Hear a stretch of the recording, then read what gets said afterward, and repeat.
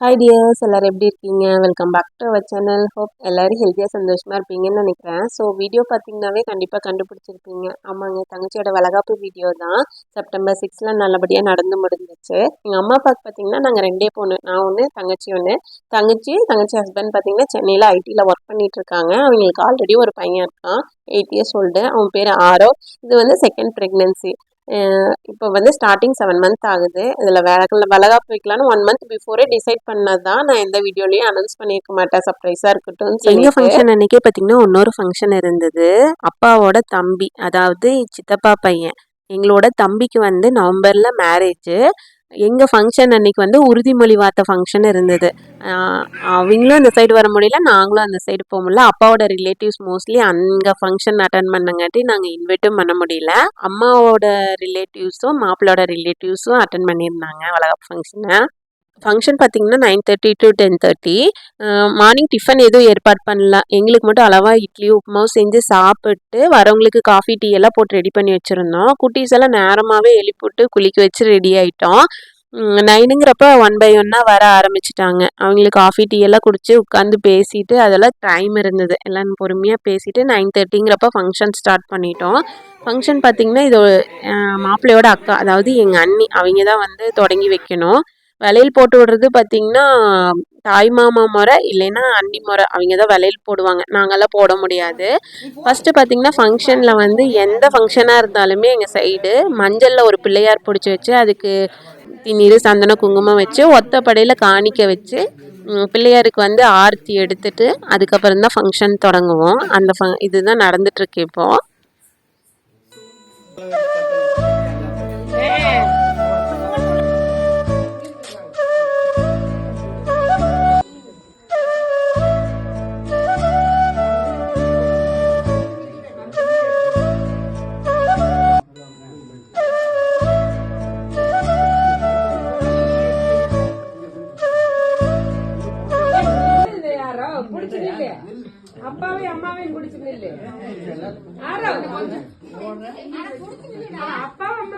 Function அப்போ பார்த்திங்கன்னா ஆரோவுக்கு ரொம்ப வெக்கம், அதனால் கூட நிற்கவே மாட்டேன்ட்டான். அதனால் இடையில கொண்டு போய் எங்கள் வீட்டுக்கார் கொண்டு போய் நிற்க வச்சு பார்த்தாரு, வெக்கப்பட்டு ஓடியாந்துட்டான்.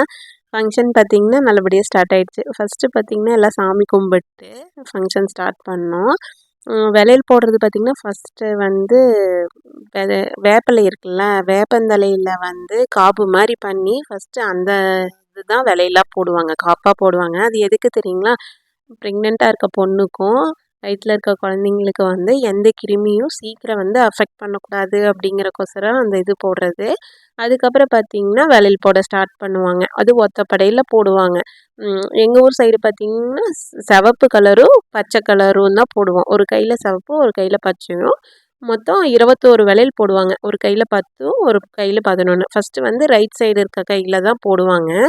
அண்ணியும் இல்லைன்னா தாய் மாமாவோட ஒய்ஃபு, அத்தை, அவங்க தான் போடணும். நாங்கள்லாம் போட முடியாது. அம்மா சைடு அக்கா சைடெல்லாம் மோஸ்ட்லி அக்கா சித்தி அம்மா அப்படி தான் இருந்தோம். கௌரியோட மாமியாரும் அவங்களோட அண்ணி மட்டும்தான் போடுற முறை. மற்றவங்கெல்லாம் வந்து நாங்கள் பொட்டு மட்டும் வச்சு விட்டுட்டோம். எங்கள் ஊர் சைடு பார்த்திங்கன்னா 5வது மாதம் 7வது மாதம் 9வது மாதம் இந்த மாதத்துல தான் வளகாப்பு வைப்போம். 7வது மாதம் வந்து ரொம்ப சிறப்பான மாதம். ஏன் அப்படின்னா குழந்தைக்கு வந்து 7வது மாதத்துலேருந்து தான் கேட்கும் திறனே அடைவாங்களாம்மா. அதனால அந்த மாதத்தில் போட்டுச்சுன்னா குழந்தையோட அந்த கேட்கும் திறனும் நரம்பு மண்டலம் நல்லா வளர்ச்சி அடையும்னு சொல்லுவாங்க.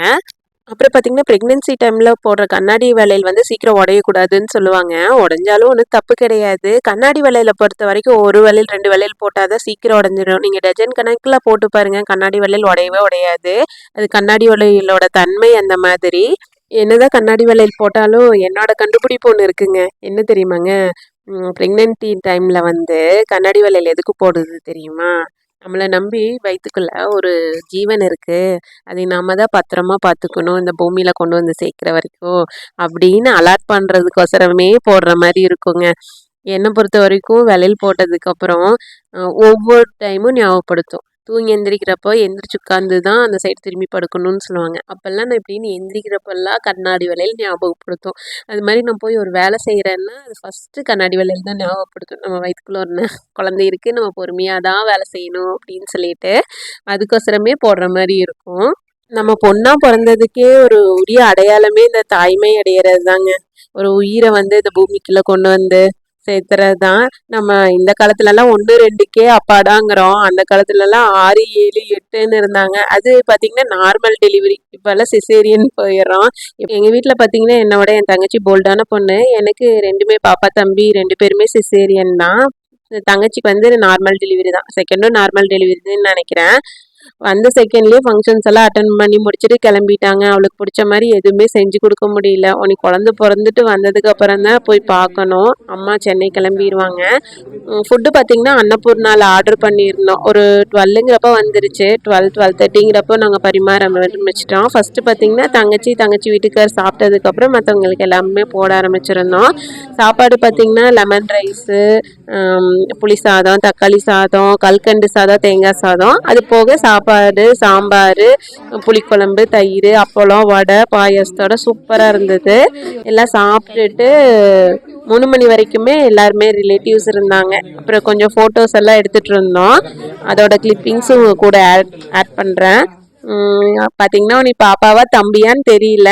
கண்டிப்பாக மறக்காமல் கமெண்ட் பண்ணுங்க. என்னை பொறுத்த வரைக்கும் அடுத்தது தம்பின்னு தான் நினைக்கிறேன். ஏன்னா மோஸ்ட் ஆஃப் த ஓட்டிங் வந்து தம்பிக்கு தான் அதிகமாக இருக்குது. தேங்க்யூ ஃபார் வாட்சிங். Bye bye. நெக்ஸ்ட் வீடியோவில் பார்க்குறேன்.